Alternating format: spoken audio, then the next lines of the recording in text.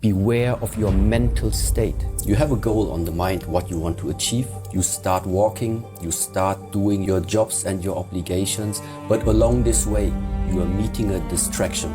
Afterwards, you can add it up with a lot of different things, but all of what you are adding up, everything that you can attain, in essence, is not you. It's just something that covers up what you literally are. When it comes to developing something about yourself, it doesn't matter what it is. If it is just following up in becoming great in any type of sport, or even if you want to build up like a small community or something for yourself. It's about if you want to go somewhere, if you have a goal and want to go somewhere. Along this way, you will meet different type of hindrances that we call, that will sometimes make it difficult for you to, let's say, reach the goal where you would like to go.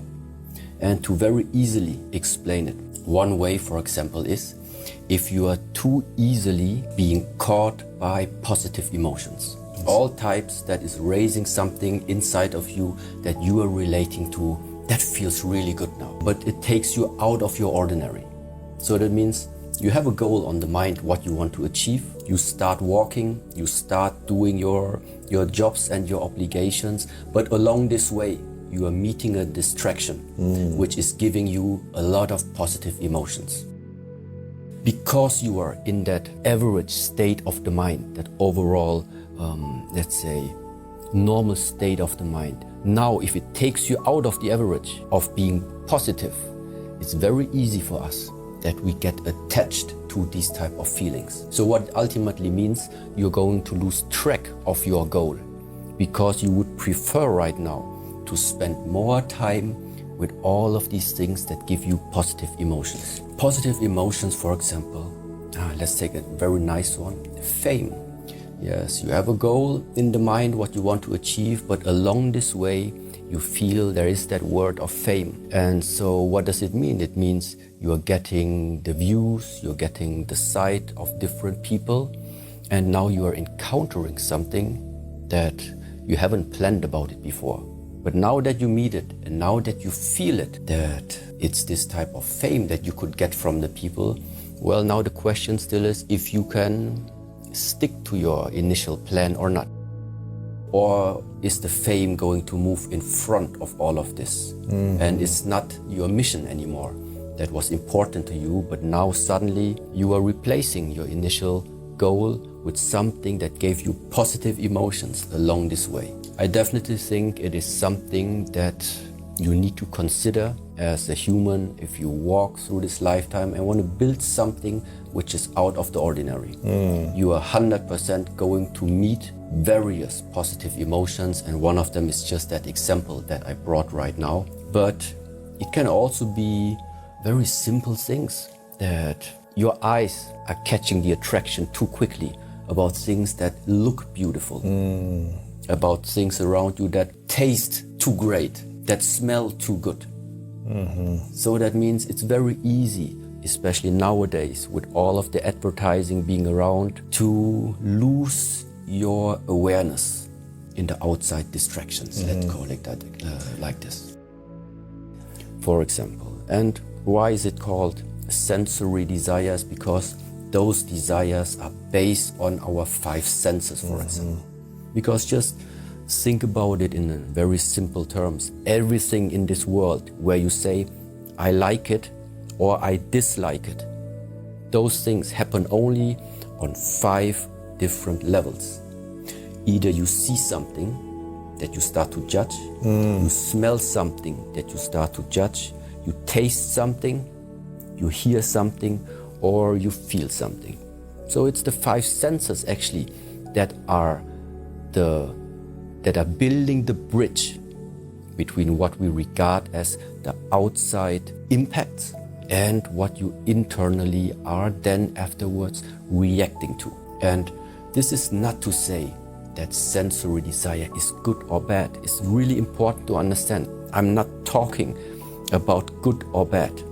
I'm talking about if you have a specific goal on your mind, there are things that can happen to you which will be useful to have, and there are other things that are going to hinder you along this way. And so right now it's not about good or bad, it's about a hindrance. If you have a goal, just take care that these things are existing, the positive emotions, just like the negative emotions. Negative emotions meaning you have a goal, you are already preparing yourself to go there, but now things are becoming difficult. Your daily schedule is not going according to plan, how you wrote it down in your schedule. Things are coming in that you didn't expect. Because you didn't expect it and maybe are not prepared for it, it can easily happen that you are getting stressed out by so many different impacts. So that means there are now events coming along this way that are giving you, that are raising negative emotions inside of you. And so what does it also mean? It means that the chances at these type of mental states, it's easy right now to find an argument and give up and stop the journey. And this is exactly, it's the 5 hindrances of the mind. What I'm talking about is mental states. Beware of your mental state.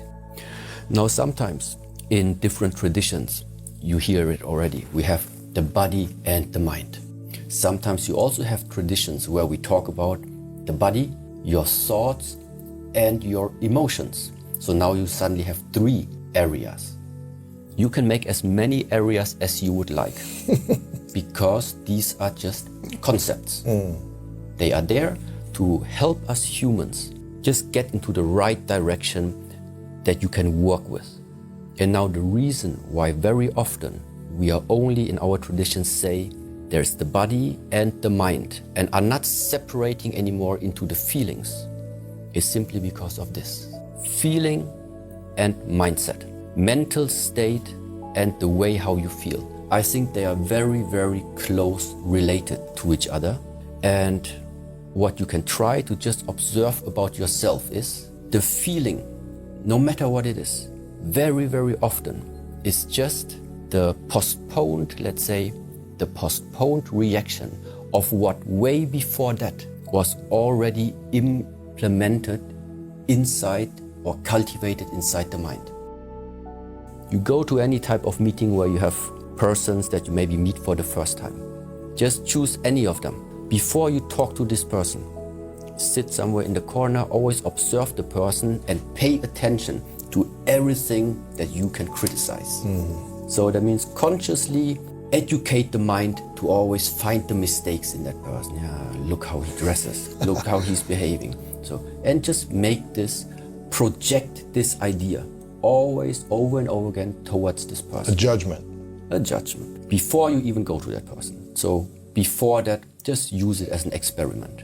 And then after some time, really go to that person, even without talking to him or her, and just feel, what is it? What type of feeling do you have when you are standing now next to this person? And it is my, yes, it is my belief that you can either choose how you judge the people.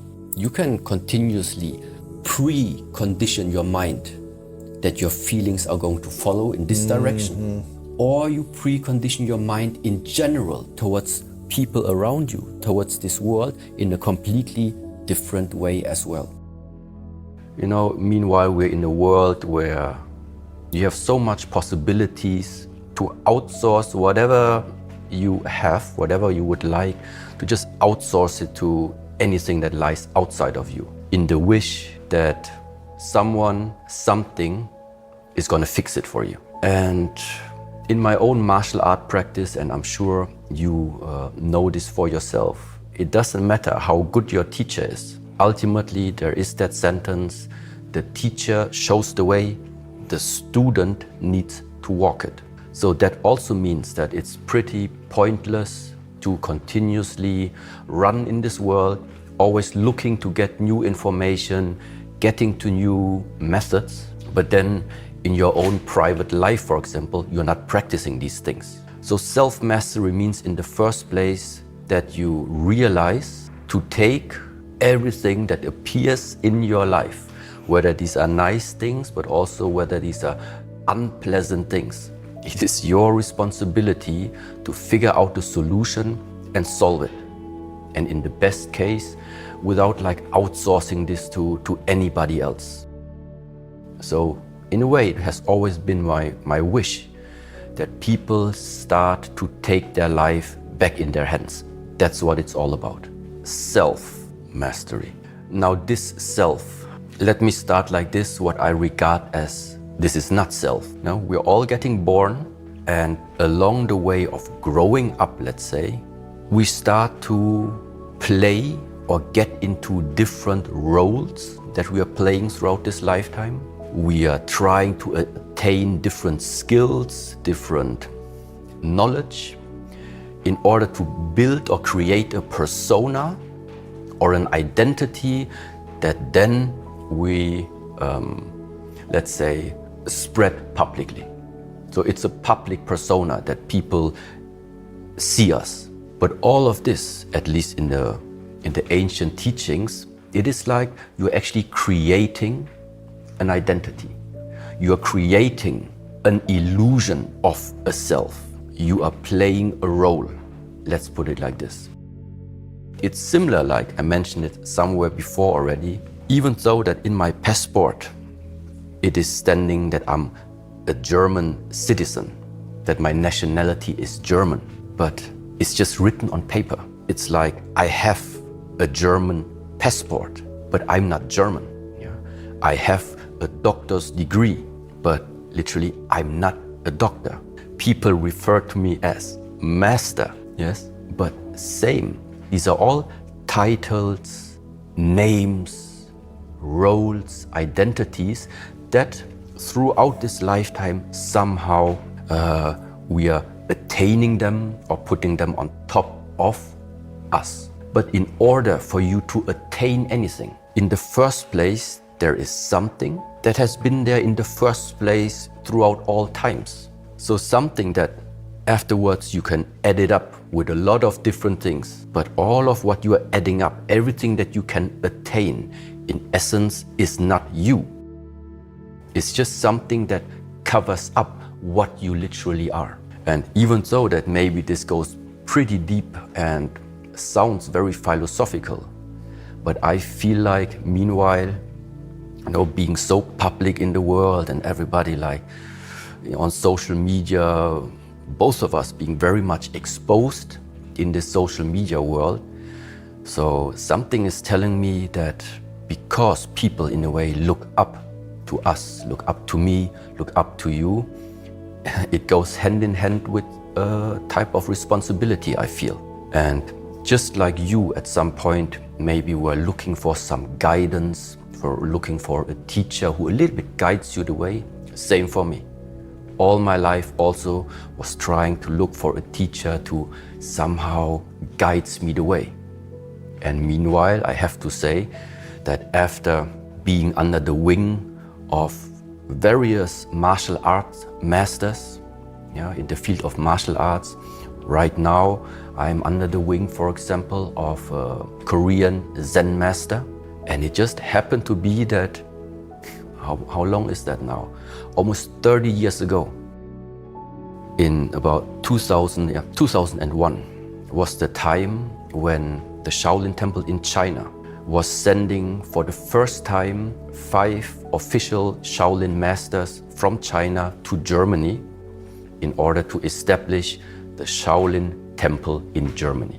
And amongst these groups of masters that came, there was also at some point then one Korean master who joined that group, and it has always been his emphasis of actually figuring out what is this Zen part, what is that real spiritual part about the Shaolin tradition. Whereas until today, wherever you are going, if we speak about Shaolin, you have a lot of physicality involved. This is definitely an integral part of how we know Shaolin. And I just feel like that throughout all these years, again, it's being forgotten that the essence of it all, the essence of the Shaolin Temple, that's why it's called a temple, finds its core and its origin in something that nowadays we call Zen, or in Korean, Sun. Yes. And now, interestingly, if you start to do some research, let's say, on your own, about all the ancient teachings, there's something similar about all of them. Also, like you as a yoga practitioner, yoga, as far as I know, means unification. So the whole point about yoga is somewhere about unification. We can have different practices, we can have different methods, we can have different movements, but somewhere you shouldn't forget that all of this is supposed to support something. Support what? Your path back to unification.